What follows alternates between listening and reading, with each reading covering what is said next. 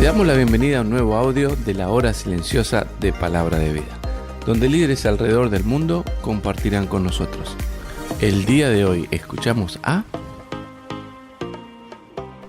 Hola, ¿qué tal? Mi nombre es Daniel Aramayo, soy de Bolivia y junto a mi esposa Yorleni y a mis hijos Jade y Tiago servimos en el Ministerio de Palabra de Vida.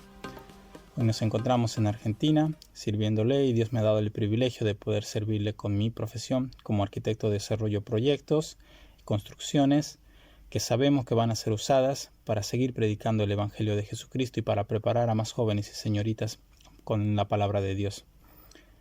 En este día quiero compartir contigo el devocional de la hora silenciosa en Marcos capítulo 15 del versículo 39 al 47.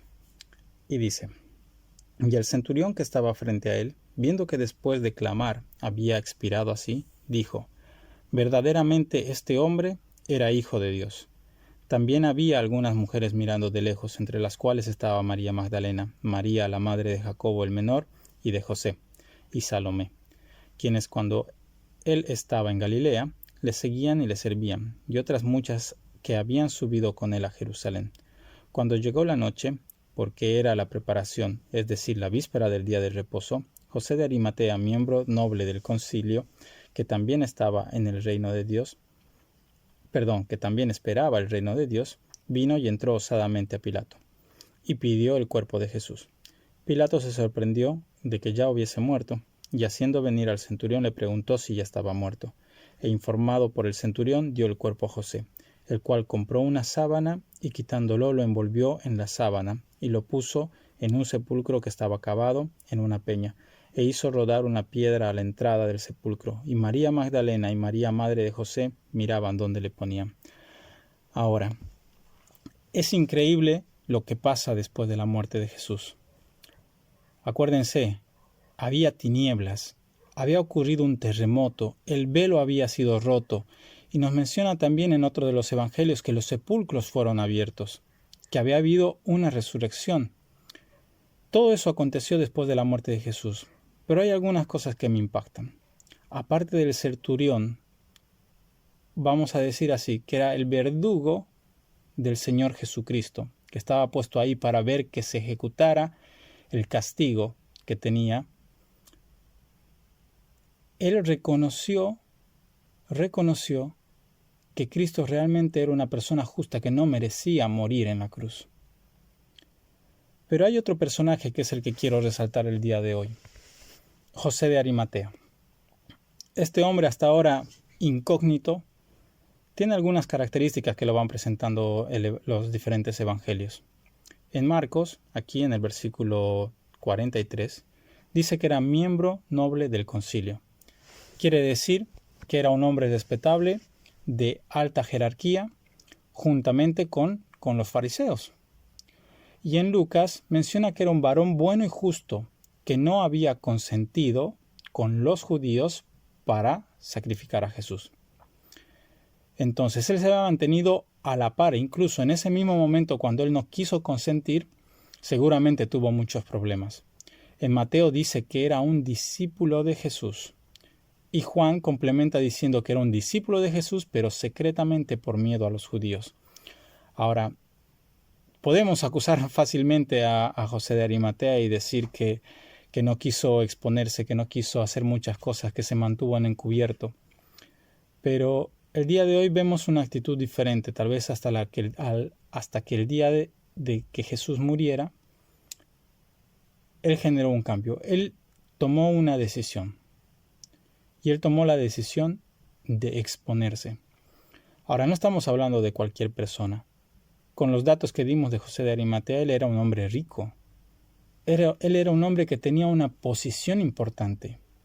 Ahora, si alguien veía que José de Arimatea hacía lo que él hizo, de sacar a Jesús de ahí y ponerlo en el sepulcro personal de su familia, o un sepulcro que él tenía, él podía perder todo lo que hasta ese momento había conseguido. Entonces él se expuso a perder sus riquezas, se expuso a ser expulsado del concilio, se expuso a ser expulsado de la sinagoga, que eso era algo muy grave para un judío. y a ser expulsado incluso de su misma nación, de no reconocerlo como un judío por lo que había hecho, ¿no? Pero esto era por los fariseos.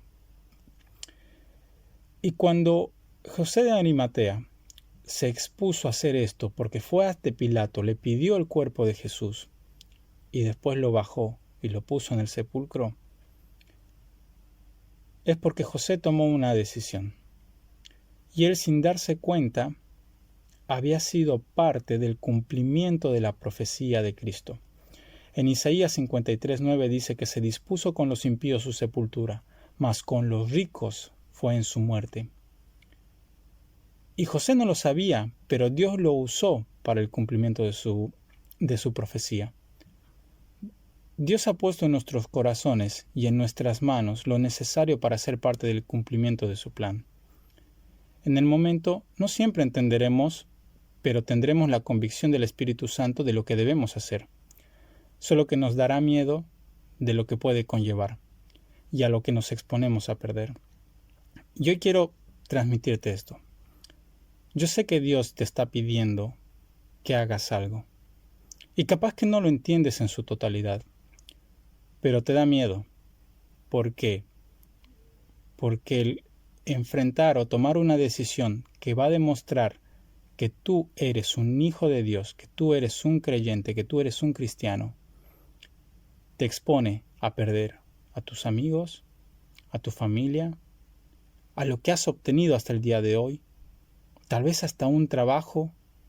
No sé, ¿qué es lo que hoy está impidiéndote tomar acción y tomar una decisión sobre lo que sabes que Dios te está pidiendo? Si te aferras más a lo que no quieres perder, será más difícil de aferrarte a lo que Dios quiere que hagas. Fíjate a José de Arimatea. Dice que él se entró osadamente a Pilato y pidió el cuerpo de Jesús. Y hay una persona más que aparece en otro de los evangelios, que es Nicodemo, que ayudó a José a poder ponerlo en el sepulcro, el cuerpo del Señor Jesucristo. Eran personas muy reconocidas, pero yo creo que después de este acto que hicieron, ellos se expusieron y mostraron realmente que eran discípulos de Jesucristo.